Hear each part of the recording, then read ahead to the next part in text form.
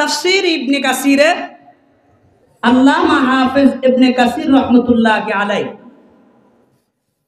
তিনি পবিত্র কালামের সূরা নিসার ৭৮ নম্বর আয়াতের তাফসীর করতে গিয়া তিনি একটি ঘটনা উল্লেখ করেন। ঘটনাটি কি? তিনি লেখেন, বনি ইসরাইলের মধ্যে একজন প্রভাবশালী বাদশা ছিল। এই বাদশার টাকা পয়সার কোনো অভাব ছিল না, প্রভাব প্রতিপত্তির কোনো অভাব ছিল না, এবং অর্থ সম্পদের কোনো অভাব ছিল না। একটা বস্তুর অভাব ছিল, সেটা হলো আল্লাহ পাক রব্বুল আলামিন তাকে কোনো ছেলে সন্তান দেয় নাই। ছেলে সন্তান এটা দুনিয়ার কারো কাছে পাওয়া যায়? আপনারা তো উঠাউঠি করতেছেন, আমাকে রাইখে আপনারা চলে যাবেন? আর কে উঠবেন? উঠলে উঠে যান। বয়ানের ফাঁকে ফাঁকে মাঝখান থেকে উঠে যাওয়া, এটা আবার কোন ভদ্রতা?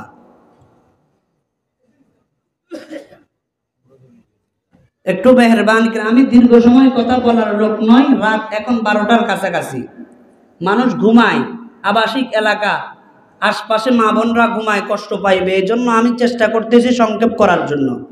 দীর্ঘ সময় কথা হবে না, অল্প সময় কথা হবে। এই বিষয়টা আপনাদেরকে মোটামুটি বোঝানোর পরে ইনশাআল্লাহ আমি আমার বয়ান শেষের দিকে নিব। একটু মেহেরবানি করে বসবেন তো। বনি ইসরাইলের এই বাদশা, তার সব আছে, নাই কি? কথা বলেন, কি নাই? সন্তান নাই। কারণ সন্তান দেয় কে? আল্লাহ ছাড়া কেউ দিতে পারে? ইয়াহাবু লিমান ইয়াশাউ ইনাসা ওয়া ইয়াহাবু লিমান ইয়াশাউ যুকুর। আল্লাহ বলেন, যাকে চাই আমি ছেলে দিই, যাকে চাই মেয়ে দিই।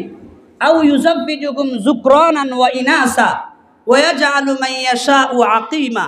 যাকে চাই ছেলে মেয়ে উভয় দিই, আর যাকে চাই কিচ্ছু দেই না। তাহলে এই সন্তান দেওয়া কার ক্ষমতায় আছে? উস্তে সুলতা হরচে খাগাদ আকুনাদ আলমেরা দর্দ মে ফিরা কুনাদ হস্তে সুলতা নে মুসাল্লাম মর উরা নিস্তে কসরা জারায়ে চুয়া চারা তরফাতুল্লাই নে জাহাঁ বরহম জনাদ কসনমি আরদ কে আজাদম জনাদ। বাদশার সব আছে, নাই সন্তান। এইভাবে বাদশার নিঃসন্তান ভাবে কাটতে কাটতে জীবনের ৮০ বছর শেষ। এখন আর সন্তান হওয়ার কোনো সম্ভাবনা আছে? নাই। বাদশার এখন মৃত্যুর নিকটবর্তী, তার শরীরের অবস্থা বেশি ভালো না। একদিন বাদশাহ আল্লাহ পাক রব্বুল আলামিনের কাছে আরজ করলেন, ইয়া আল্লাহ, দুনিয়াতে এত মানুষকে তুমি সন্তান দিয়েছ, আমি নিঃসন্তান, আমাকে তুমি কোনো ছেলে সন্তান দাওনি। ইয়া আল্লাহ, তোমার কাছে আমি একটা জিনিস আরজু করতেছি, আমার ইন্তেকালের পরে আমার এত বিশাল প্রভাব প্রতিপত্তি, এত কিছু, এগুলোর মালিক কি হবে? আল্লাহ, তোমার কাছে আমি একটা জিনিস চাইতেছি, সেটা হলো আমাকে একটা সন্তানের তুমি বাবা বানাও। চাই সেটা ছেলে হোক আর মেয়ে হোক, একটা সন্তান দাও। কার কাছে চাইছে? বলেন, আল্লাহর কাছে চায়া মানুষ ঠকে না জিতে? ইয়া এলাহি রহম কুন বরমা হামা আফে কুন জুমলা গুনাগে মাহামা আজ জিয়ম জুরমহা করদা বসে নিস্তে মারা গাইরে তু দিগর কাছে। আল্লাহ পাকের কাছে চায়া কেউ কখনো নৈরাশ হয় না। আল্লাহ পাক রব্বুল আলামিন কাউকে নৈরাশ করে না। আল্লাহ পাক দিয়ে থাকেন। এই লোক সন্তান চাইছে, আল্লাহ পাক রব্বুল আলামিন কবুল করছেন। কিছুদিনের ভিতরেই তার স্ত্রী হামেলা বা গর্ভবতী হয়ে গেছে। বলেন না সুবহানাল্লাহ। কত বছর বয়সে? ৮০ বছর বয়সে স্ত্রী হামেলা হওয়া, গর্ভবতী হওয়া সাধারণ কাজ না অসাধারণ কাজ? কিন্তু মালিক ইচ্ছা করলে সম্ভব না অসম্ভব? স্ত্রী হামেলা হয়ে গেছে, গর্ভবতী হয়ে গেছে। স্ত্রীর গর্ভবতী হওয়ার পর একদিন যাচ্ছে, 2 দিন যাচ্ছে, সময় যাইতে যাইতে আল্লাহু আকবার, সময় যখন 6 মাস অতিবাহিত হইছে, 6 মাস অতিবাহিত হওয়ার পরে একদিন এই বাদশা তার স্ত্রীকে ডাক দিছে। ডাক দিয়া বলে, প্রিয়তমা আমার, হে স্ত্রী আমার, তোমার কাছে আমার একটা আবদার। আমার শরীরের অবস্থা বেশি ভালো না, আমার মনে হয় দুনিয়াতে আমি বেশি দিন আর টিকব না, আমার মনে হয় আমি মারা যাব। এই কথা শোনার সঙ্গে সঙ্গে স্ত্রী কান্না আর থামাইতে পারে নাই, হাউ মাউ করে চিল্লাচিল্লি করে কান্না শুরু করেছে। কান্না করতে করতে এক পর্যায়ে বলে, স্বামী আমার, জীবনের আপনার বয়স থেকে 80 বছর অতিবাহিত হয়ে গেছে, ছেলে সন্তান আল্লাহ দেয় নাই, কোনো সন্তান আল্লাহ দেয় নাই। এখন আমার পেটের মধ্যে একটা বাচ্চা আসছে, 6 মাস হইছে, এই মুহূর্তে আপনি এমন কথা বললে এটা তো আমার জন্য নিরাশার বাণী। স্বামী আমার, এমন কোনো কথা আপনি আমাকে শোনাবেন না। স্বামী ডাক দিয়ে বলে, স্ত্রী আমার, আল্লাহ পাকের সিদ্ধান্তই যদি হয়ে থাকে, তুমিও কিচ্ছু করতে পারবা না, আমিও কিছু করতে পারবো না। এটাই যদি মাওলায়ে কারীমের সিদ্ধান্ত হয়, সিদ্ধান্তকে আমাদেরকে মেনে নিতে হবে, কিচ্ছু করার নাই। এবার স্ত্রী ডাক দিয়া বলে, স্বামী আমার, ঠিক আছে, যদি আল্লাহ পাক আপনাকে দুনিয়ার থেকে নিয়ে যান, তাহলে আমার পেটের বাচ্চার কি হবে? স্বামী এবার ডাক দিয়া বলেন, তুমি বলো না আমি কি করতাম। এবার স্ত্রী ডাক দিয়া বলে, স্বামী আমার, আমি আপনার কাছে একটা জিনিস চাই, সেটা হলো আপনার ইন্তেকালের আগে আপনি আমার জন্য একটা খাদেম নিযুক্ত করেন, যেই খাদেম সারাক্ষণ আমার খেদমত করবে, আমার আল্লাহু আকবার আদেশ নিষেধগুলাকে মান্য করবে, আমি যেই কাজের অর্ডার করব কাজটা পালন করবে, যা নিষেধ করব সে তা মান্য করিয়া চলবে, এবং আমার যেই সাধারণ ছোট্টখাট্ট ঘর বাহিরের কাজ আছে এই কাজগুলা সে সমাধান করবে। এমন একটা খাদেম আমার দরকার। আপনার ইন্তেকালের আগে আপনি একজন খাদেমের ব্যবস্থা করেন। কথা বুঝতেছেন? কি বলল?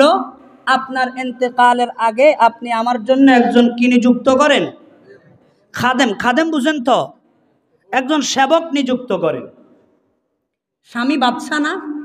কথা বলেন, বাদশা তো, বনি ইসরাইলের বাদশা। এজন্য স্বামীর পাওয়ার আছে না নাই? পাওয়ার আছে। স্বামী তৎসঙ্গে সঙ্গে তিনি মসনদে গেলেন, মসনদে যাইয়া এলান করে দিলেন, আমার একজন খাদেমের দরকার, কোথায় থেকে তোমরা খাদেম আনবা, আমার জন্য একটা খাদেম নিয়ে আসো। এলান শোনার সঙ্গে সঙ্গে উপস্থিত যারা ছিল তারা সবাই খাদেম খোঁজ করতে শুরু করলো। খোঁজ করতে করতে এক পর্যায়ে একজন ছোট বালকের সন্ধান পাইছে তারা। বালকের বয়স বেশি হবে না, 12-13 বছরের বালক, দেখতে সুন্দর, সুঠাম দেহের অধিকারী, কাজকর্মগুলো সুন্দরভাবে ঘরে সম্পন্ন করতে পারবে, এমন একজন 11-12 বছরের বাচ্চা বাদশার সামনে উপস্থিত করছে। বাচ্চাকে দেখা একরকম বাচ্চার পছন্দ হয়ে গেছে। বাচ্চা এবার এই ছেলেটাকে হাতে ধরিয়া বাড়িতে নিছে। বাড়িতে নিয়া স্ত্রীর হাতে দিয়া বলে, স্ত্রী আমার, এই বাচ্চাটা আনছি, তুমি দেখো বাচ্চাটা তোমার খাড়ে কিনা, তোমার কাজকর্মগুলো করতে পারে কিনা, 1 সপ্তাহ তাকে ওয়েটে রাখো, 1 সপ্তাহ পর্যন্ত ইন্টারভিউতে রাখো। সে যদি কাজগুলো সুন্দরভাবে করতে পারবে বলে মনে করো, তাহলে তাকে রাখা হবে, নইলে তাকে বাদ দেওয়া হবে। স্ত্রী বলে, আচ্ছা ঠিক আছে, আমি 1 সপ্তাহের জন্য তারে আমার কাছে রাখলাম।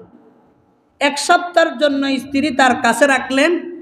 রাখতে রাখতে এক পর্যায়ে ওই মহিলার এই ছেলের কর্মগুলোর উপরে সে আসক্ত হইয়া বলে, না অসুবিধা নাই, এই বাচ্চাটাই আমাদের কাজের উপযুক্ত, তাকে কাজের জন্য রাখেন, কোনো সমস্যা নাই। বাদশা ছেলেটাকে নিয়োগ দিয়া দিলেন, এই ছেলেটা আমার ঘরের বাহিরের স্ত্রীর কাজকর্মগুলো সম্পন্ন করবে, স্ত্রীর কাজে সহযোগিতা করবে। এটার জন্য বাদশা কি করলেন? ছেলেটাকে নিয়োগ দিয়া দিলেন। আমরাও এরকম বাড়িতে নিয়োগ দিই না, কাজের ছেলে, কাজের মেয়ে, কাজের বুয়া নিয়োগ দিই কিনা? বাদশা তো নিয়োগ দিয়ে দিছে ছেলে এটারে। নিয়োগ দেওয়ার কিছুদিনের মাথায় আল্লাহ পাকের সিদ্ধান্ত, কোন সিদ্ধান্ত? কুল্লু নাফসিন যায়িকাতুল মাউত, সবাইকে মৃত্যুর স্বাদ গ্রহণ করতে হবে, এটা আল্লাহ পাকের সিদ্ধান্ত। এই সিদ্ধান্তর কোলে পড়ছে বাচ্চা। বাচ্চা আর বাঁচতে পারে নাই। হযরতে আজরাইল আলাইহিস সালাম আয়েশা বাচ্চার সাথে মোলাকাত করেছেন, অর্থাৎ বাচ্চার মৃত্যু হয়ে গেছে। মৃত্যু হয়ে যাওয়ার পরে বলেন তো বাচ্চার সন্তান এখনো দুনিয়াতে আসছে নাকি এখনো মায়ের গর্ভে? মায়ের গর্ভে। মায়ের গর্ভে এটা কি ছেলে না মেয়ে এটাও তো কেউ জানে না, কারণ তৎকালীন সময় আল্ট্রাসোনোগ্রাফির ব্যবস্থা ছিল না। বাচ্চার ইন্তেকালের আগ দিয়া বাচ্চা ওসিয়ত করেছে, আমার এই সন্তান ছেলে হোক আর মেয়ে হোক, তুমি আমার সন্তানটার দিকে খুব খেয়াল রাখবা এবং সন্তানটার খুব সেবা শুশ্রূষা করবা। একটা মুহূর্তের জন্য আমার সন্তানকে কষ্ট পোহাইতে দিবা না। স্ত্রী বাচ্চার কথা মতো আল্লাহু আকবার দিন অতিবাহিত করতেছে। সময় যত যাইতে আছে স্ত্রীর সময় গণিয়ে আসতেছে। এক পর্যায়ে 10 মাস 10 দিন যখন হয়ে গেল, এবার স্ত্রীর গর্ভ খালাসের সময় হয়ে গেছে। গর্ভ খালাসের সময় যখন হয়ে গেছে, স্ত্রী একদিন সকালবেলা ওই খাদেমটারে ডাক দিছে।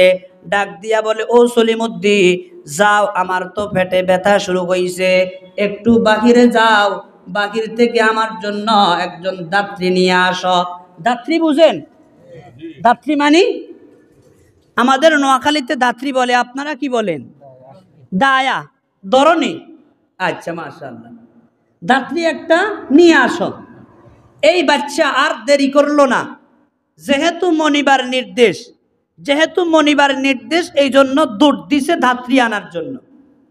ঘর থেকে বের করছে, ঘরের সামনে বিশাল বড় একটা গেট আছে, এই গেট পার হইতেছে। গেট পার হওয়ার সঙ্গে সঙ্গে দেখতে পেল গেটের অপর পাশে একটা বৃদ্ধ মুরব্বী দাঁড়ায় আছে।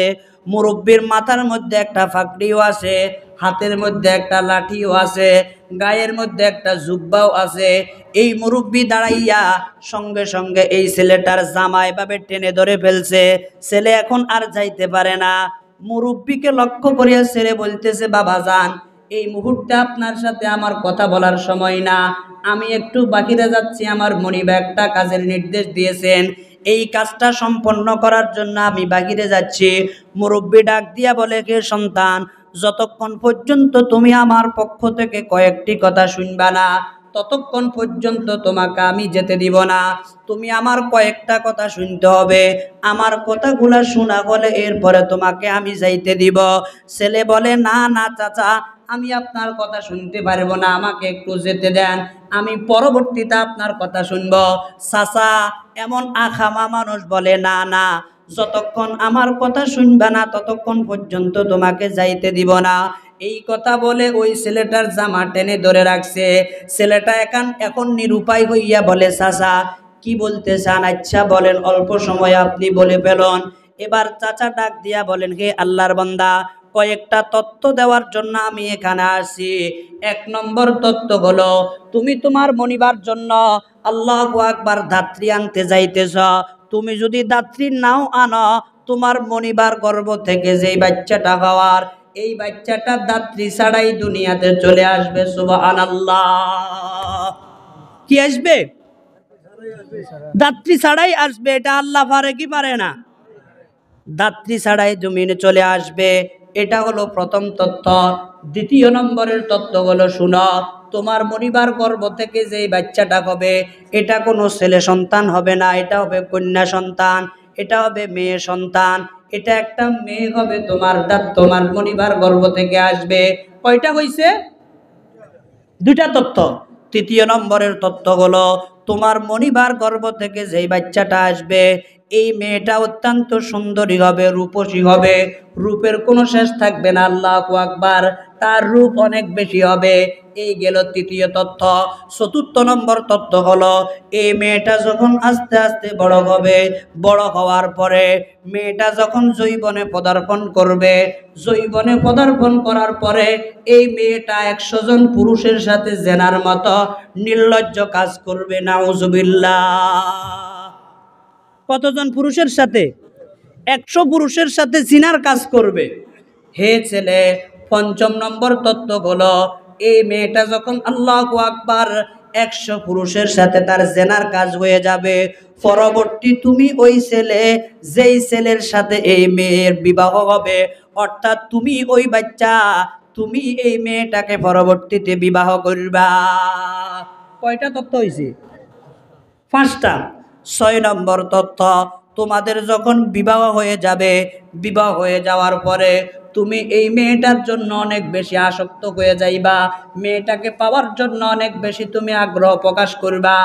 আগ্রহ প্রকাশ করার এক পর্যায়ে মেয়েটা মাকড়াসার জালের সাথে যেই বিষাক্ত পোকামাকড় থাকে, এই মাকড়াসার জালের সাথে আটকিয়া মারা যাবে। কয়টা তথ্য কইছে? মোটামুটি 6টা তথ্য। এই বৃদ্ধ যুবক, এই বৃদ্ধ মুরব্বী যখন যুবকটাকে দিল, যুবক সব তথ্যগুলা সুন্দর করে শুনছে, কিন্তু একটা তথ্য তার কাছে ভালো লাগে নাই। সেটা হলো 100 পুরুষের সাথে জেনা করবে, জেনা করার পরে আবার ছেলেটা তাকে বিবাহ করবে, এটা ওই ছেলেটার কাছে ভালো লাগে নাই। আমাদের সমাজের যুবকদের চরিত্র এত নষ্ট হয়েছে, জানে সে যার সাথে প্রেম করে এই প্রেমিকা আরো 14 জন পুরুষের সাথে তার প্রেমের সম্পর্ক আছে, এরপরও এই মহিলার সাথে, এই 2 নম্বর মেয়ের সাথে তার প্রেমের সম্পর্ক আছে না নাই? নির্লজ্জ পুরুষ। কারণ যেই মেয়েটা আরেকটার সাথে প্রেম করে, মনে রাখবেন এই মেয়েটা শুধু আপনার পাগল না, এটা আরো 13 পুরুষের পাগল। ঠিক না ঠিক? কি মনে করেছেন? শুধু মনে করেছেন না আপনার জন্য জান প্রাণ দিচ্ছে, অসম্ভব কথা। সে যারাই সামনে পাবে তারাই সে প্রেমিক বানানোর চেষ্টা করবে। ঠিক না ঠিক? আসুন, এই ছেলে যখন বলল আমি এই মেয়েটাকে বিবাহ করব, এই কথা বলার পর ছেলেটার মাথার উপরে কেমন যেন আসমান ভেঙে পড়ছে। ছেলেটার মেজাজ খারাপ হয়ে গেছে। মেজাজ খারাপ হইয়া ছেলেটা আর বলে না আমার দাত্রীর প্রয়োজন নাই, আমি আর বাড়ির বাহিরে যাব না, দাত্রী আনার প্রয়োজন নাই। সোজা ছেলেটি ঘরের ভিতরে ঢুকে গেছে। ঘরের ভিতরে ঢুকার পরে দেখতে পেল ওই পুরুষ যেভাবে বলেছে দাত্রী ছাড়াই তার কি হবে? বাচ্চা ভূমিষ্ঠ হবে। আল্লাহর দয়ায় বাচ্চা ভূমিষ্ঠ হয়ে গেছে। সুবহানাল্লাহ। এবং ওই বৃদ্ধ মুরব্বী যেভাবে বলেছে বাচ্চাটা অত্যন্ত সুদর্শন হবে, সুন্দর হবে, সেটাও পাওয়া গেছে। আরেকটা তথ্য দিয়েছে এই মেয়েটা অত্যন্ত সুন্দরী হবে, রূপসী হবে, এটাও পাইছে। এখন ছেলের মনে একটা কথা ঘুরপাক করতেছে, মেয়েটা যদি বড় হয় এই মেয়েটাকে আমাকে বিবাহ করতে হবে, সুতরাং মেয়েটাকে আমি বড় হইতে দিব না। সারাক্ষণ তার দিনের ভিতরে একটা টেনশন, আমি মেয়েটাকে কিভাবে মারতে পারবো, মেয়েটাকে মারার টেনশনে ঘুরতে আসে। হাতের মধ্যে একটা চাকু নিয়া সব সময় এই আশাই থাকে মেয়েটাকে মেরে ফেলবে। যাইতে যাইতে মেয়ের বয়স 3 মাস শেষ হয়ে গেছে। একদিন দুপুরবেলা মেয়েটার মা ছেলেটাকে ডাক দিয়া বলে, বাবা তোমাকে একটা কথা বলতেছি, আমি ঘরের কাজে একটু বাহিরে যাইতে হচ্ছে, তুমি আমার মেয়েটাকে একটু লক্ষ্য রাখো, ঘরের মধ্যে থাকো আর মেয়েটার দিকে একটু লক্ষ্য রাখবা। যখন মেয়েটার মা ঘরের বাইরে চলে গেছে, এবার ছেলেটা এটাকে একটা সুবর্ণ সুযোগ পাইছে। এই সুবর্ণ সুযোগ পাইয়া মেয়েটার কাছে আসছে। কাছে আসিয়া এখান থেকে নিয়া, গলা থেকে নিয়া একেবারে নাভি পর্যন্ত পুরা বুকটাকে চাকু দিয়া চিরছে।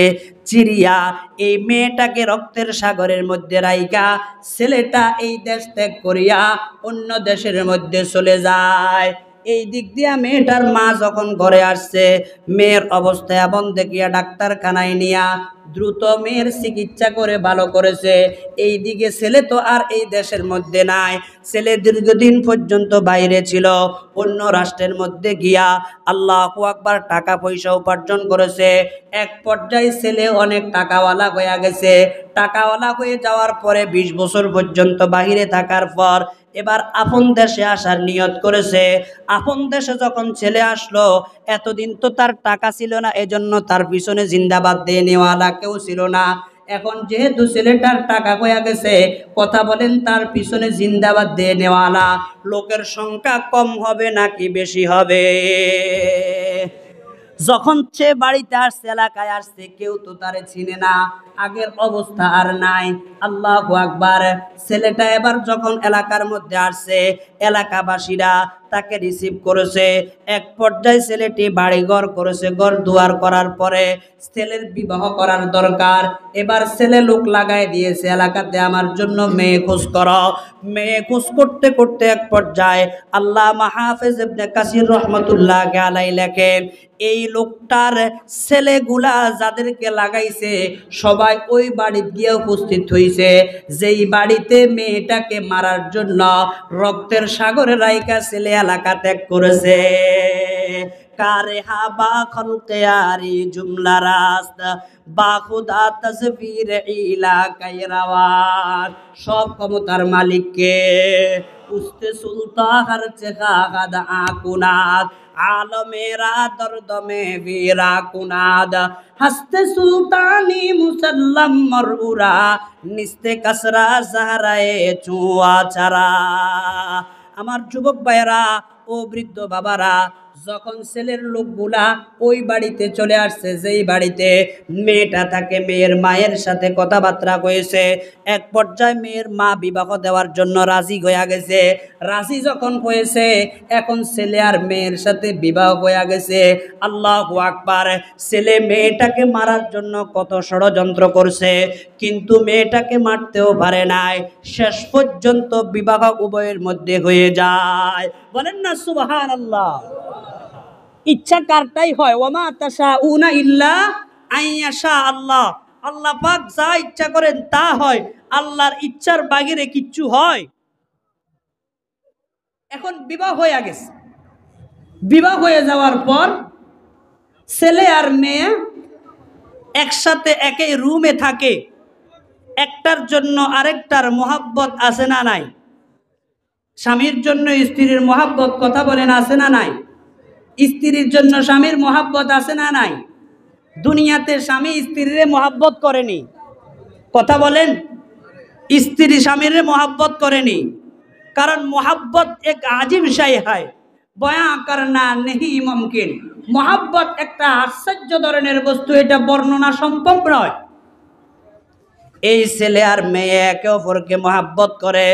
একদিন দুপুরবেলা মেয়েটি খাবার দাবার খাওয়ার পরে একটু শয়ন করেছে। শয়ন করার পরে তার বুক থেকে কাপড়টা সরে গিয়েছে। কাপড় যখন সরে গেছে, ছেলেটি মেয়েটার বুকের দিকে তাকাইছে। তাকানোর পরে দেখতে পেল তার পুরা বুকটা সিরার দাগ।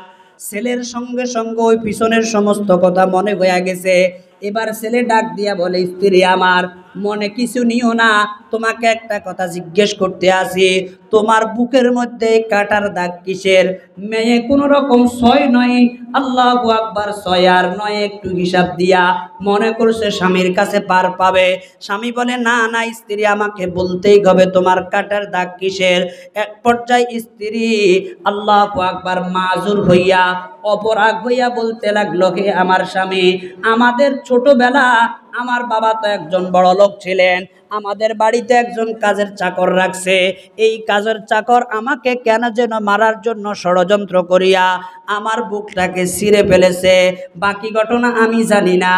এবার স্বামী ডাক দিয়া বলে, স্ত্রী আমার, তুমি যদি মনে কিচ্ছু না নাও, যেই ডাকাত তোমাকে এই কাজ করেছে, ডাকাতটারে আমি চিনি। স্ত্রী বলে, কে, কোন ডাকাত এই কাজ করেছে? কয়, তুমি যদি মনে কষ্ট না নাও, তাহলে আমি বলতে পারি ওই ডাকাতটা আর কেউ ছিল না, ওই সন্ত্রাসটা আমি ছিলাম। আল্লাহু আকবার। কে ছিলাম? আমিই ছিলাম।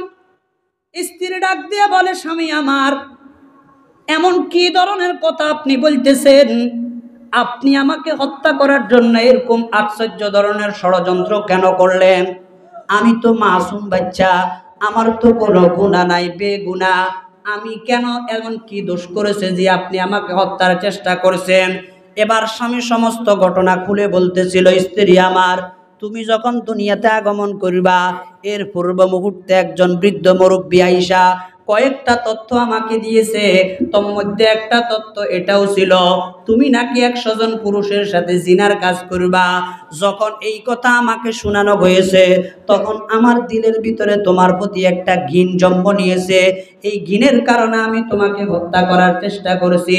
হে স্ত্রী আমার, এখন তোমার সাথে আমার যেই মহাব্বত হয়ে গেছে, তোমাকে একটা মুহূর্ত না দেখলে আমার ভালো লাগে না। এক মুহূর্ত তুমি আমার চোখের আড়ালে থাকলে ভালো লাগে না। তোমাকে বাড়িতে রাইখা আমি কাজে গেলে ভালো লাগে না। তোমাকে বাড়িতে রাইখা আমি বাজারে গেলে ভালো লাগে না। সারাক্ষণ আবার মনে চায় তোমার চেহারার দিকে তাকাই থাকতাম। আইলে কায়ে তু জবাবে হর সওয়াল, আইলে কায়ে তু জবাবে হর সওয়াল, মুশকিল আস্ত হল শাওয়াদ বেকিল কাল। দুনিয়াতে আমার যত অসুবিধা সবগুলা তোমার চেহারার মধ্যে ভাই।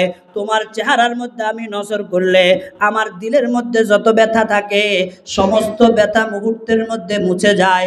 অর্থাৎ আমি তোমার এত বড় প্রেমিক হয়ে গেছি, তোমার জন্য এত বেশি আসক্ত হয়ে গেছি। স্ত্রী আমার, ওই বৃদ্ধ মুরব্বী যতগুলা তথ্য দিয়েছে সব তথ্য তো আমি ঠিক মতো পাইলাম। ওই বৃদ্ধ মুরব্বী 6 নম্বর তথ্য দিয়েছে, তুমি নাকি একটা মাকড়াসার জালের সাথে আটকিয়া মারা যাইবা। মনে আছে? ওই বৃদ্ধ মুরব্বী একটা তথ্য এটাও দিয়েছে, তুমি মাকড়াসার জালে আটকিয়া মারা যাইবা। স্ত্রী আমার, এই কারণে এখন তোমার জন্য আমার আলাদা একটা ভবন করা দরকার। এমন একটা ভবন আমি করব যেই ভবনের মধ্যে আল্লাহু আকবার মাকড়াসা ঢুকতে পারবে না, মাকড়াসা জাল বুনতে পারবে না। এমন একটা সুন্দর ঘর আমি তোমার জন্য তৈরি করব। এটা 1 তলা 2 তলা 3 তলা বিশিষ্ট হবে না, দীর্ঘতলা বিশিষ্ট 10 তলা বিশিষ্ট একটা ঘর আমি তৈরি করব। টাকা আছে, লোক আছে, অভাব নাই। সঙ্গে সঙ্গে কাজ শুরু হয়ে গেল। কাজ করতে করতে এক পর্যায়ে 10 তলার কাজ যখন কমপ্লিট হয়ে গেছে, স্বামী আর স্ত্রী এবার নিচের তলায় থাকে না, উপরের তলায় থাকে। কেন? যাতে করে সেখানে মাকড়াসা ঢুকতে না পারে। কথা বলেন, কি ঢুকতে না পারে? মাকড়াসার জাল থেকে বাঁচার জন্য চেষ্টা করিয়া আল্লাহু আকবার উপরে থাকে, দরজা জানালা সব বন্ধ, একটা পিপিলিকাও তো ঢুকতে পারে না। আমার মুসলমান ভাইয়েরা, আল্লামা হাফেজ ইবনে কাসির রহমাতুল্লাহি আলাইহি, আমার বানানো ঘটানো নয়, আল্লামা হাফেজ ইবনে কাসির তাফসীর ইবনে কাসিরের মধ্যে ঘটনাটি লিখছেন। এই লোকটা আর তার স্ত্রী উপরের তলায় বসবাস করতে শুরু করেছে। একদিন দুপুর বেলায় স্ত্রী, আল্লাহু আকবার, শরীরের মধ্যে তার অনেক রাগ চলে আসছে। কেন? এরকম ঘরের উপরের দিয়া দেখতে পেল মাকড়াসা একটা জাল বুনিয়া রাখছে। কে জাল বুনিয়া রাখছে? মাকড়াসা জাল বুনিয়া রাখছে। কত নম্বর তলায়? 10ম নম্বর তলায়। এরকম যখন মাকড়াসা জাল বুনিয়া রাখছে, স্ত্রীর গায়ের মধ্যে হিট আর রাগ আসছে, আনা আসে নাই? কারণ মহিলাদের রাগ স্বামীদের তুলনায় কম না বেশি? কথা বলেন, কম না বেশি? একটুর থেকে একটু বেশ কম হইলে বলে তোমার ঘর করব না, একটুর থেকে একটু বেশ কম হলে বলে তোমার ছেলে এটা আমার ছেলে না, একটুর থেকে একটু বেশ কম হলে বলে এটা তোমার মেয়ে এটা আমার মেয়ে না, একটুর থেকে একটু বেশ কম হলে বলে এটা তোমার বাড়ি এটা আমার বাড়ি না, আমি আমার বাবার বাড়িতে চলে যাইব। এই আশেপাশে কথাগুলা আমাদের মা বোনরা বলে কি বলে না? একটুর থেকে একটু ব্যস্ত মহিলার স্বামীর আর দাম দিতে চায় না। মুসলমান ভাইয়েরা আমার, এই যে এই মেয়েটার জন্য সকাল থেকে নিয়ে সন্ধ্যা পর্যন্ত, সকাল 8টা থেকে নিয়ে সন্ধ্যা 8টা পর্যন্ত মাঠে ময়দানে কাজ করেন, চাকরি করেন, ব্যবসা বাণিজ্য করেন, এই মেয়েটার জন্যই তো এত কিছু করেন। আপনার পেট পুরানোর জন্য তো এত সময় ব্যয় করতে হয় না। কিন্তু এই মেয়েটা তা বুঝতে রাজি না। আপনি ঘরের মধ্যে আসছেন বলছে তার জন্য লিপস্টিক আনার জন্য, আজকে আপনি লিপস্টিক আনতে ভুলিয়া গেছেন। লিপস্টিক কেন আনেন নাই? এই কারণে ঘর থেকে অর্ডার করছে, যতক্ষণ পর্যন্ত আমার লিপস্টিক আসবে না ততক্ষণ পর্যন্ত তুমি স্বামীর বা ঘর আমার ঘরের মধ্যে জায়গা নাই। এমন কিছু দাজ্জাল মাবুন আছে না নাই? আপনাদের সিলেটে না থাকতে পারে, আমাদের নোয়াখালীতে আছে। কথা কোন আপনাদের এলাকায় আছে না নাই? আছে নাকি? নাফরমান মা বোনেরা, নাফরমান। এই কারণে আল্লাহর হাবিব বলেন, আমি যখন লাইলাতুল মেরাজের রজনীতে জান্নাত আর জাহান্নাম দেখার জন্য গেলাম, জাহান্নাম দেখার জন্য যখন গেলাম তো এই জাহান্নামের মধ্যে যাদেরকে দেখছি অধিকাংশই দেখছি নারীদেরকে। জাহান্নামে দেখছি অধিকাংশ কাদেরকে? কথা বলেন, কাদেরকে? নারীদেরকে। কয় কারণে? দুই কারণে। কথা কয় না, কয় কারণে? দুই কারণে আমি নারীদেরকে বেশি জাহান্নামে দেখছি। এক নম্বর কারণ, নারীরা লানত বেশি করে। নারীরা লানত বেশি করে। আমি ভুল বলতেছি? আল্লাহর নবীর কথা। আল্লাহর নবী বলে, এরা কথাই কথাই লানত। তোর উপরে কোথার গজব পড়ক, তোর উপরে লানত পড়ক, তোর উপরে আসমান ভাঙ্গি পড়ক, তুই জমিনের ভিতরে পড়ে যা। কথা কন, এগুলো পুরুষের কথা বেশি না মহিলাদের কথা বেশি? তাহলে লানতটা পুরুষ বেশি করে না নারীরা বেশি করে? আপনারা তো মাতেন না, কথা কন না যে?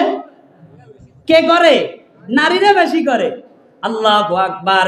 এক নম্বর হইল লানতের কারণে, আরেকটা হলো নাফরমানির কারণে। স্বামী তার জন্য সারা জীবন কত কিছুই না করেছে, এই 80 বছর পর্যন্ত স্ত্রীকে কত মহাব্বত করেছে, একটুর থেকে একটু বেশ কম হইলে এবার ডাক দিয়া বলে, সলিমুদ্দিনের বাবা তুমি আমার জন্য জীবনে কি করলা? তোমার বাড়িতে আইসা একটা মুহূর্তের জন্য আমি শান্তি পাই নাই। আছে না নাই? এই দুই কারণে আল্লাহর নবী বলেন, আমি যখন জাহান্নাম দেখার জন্য গেলাম তো নারীদেরকে জাহান্নামে বেশি দেখতে পেলাম। কয় কারণে বলেন না? দুই কারণে। এক নম্বর বেশি লানত করে, দুই নম্বর তারা বেশি নাফরমানি করে। কথা বলেন ঠিক না বেঠিক? আজকে এই জন্য বাড়িতে যাইয়া মা বোনকে এই ওয়াজটা জানানোর দরকার আছে না নাই? দুই কারণে তারা জাহান্নামে যায়, লানত বেশি করার কারণে, আরেকটা হলো নাফরমানির করার কারণে। আমার মুসলমান ভাইয়েরা ও বৃদ্ধ বাবারা, এই মহিলাটার গায়ের মধ্যে রাগ চলে আসছে। রাগ যেহেতু চলে আসছে, রাগের বশীভূত হইয়া হাতের মধ্যে একটা ফুলের ঝাড়ু নিল। ফুলের ঝাড়ু নিয়া এই মাকড়াসার জাল তো উপরে বনে আছে, সঙ্গে সঙ্গে একটা ঝাড়ু নিয়া দিল একটা বাড়ি। উপরের দিকে যখন একটা বাড়ি দিছে, সেখানের মধ্যে বিষাক্ত পোকা ছিল। এই বিষাক্ত পোকাগুলোর মধ্যে থেকে একটা পোকা আসিয়া এই স্ত্রীর হাতের মধ্যে একটা কামড় দিয়েছে। কামড় দেওয়ার সঙ্গে সঙ্গে এই মহিলাটাকে আর বাঁচানো যায় নাই, সঙ্গে সঙ্গে ওই জায়গার মধ্যে মারা যায়। ইন্না লিল্লাহি ওয়া ইন্না ইলাইহি রাজিউন।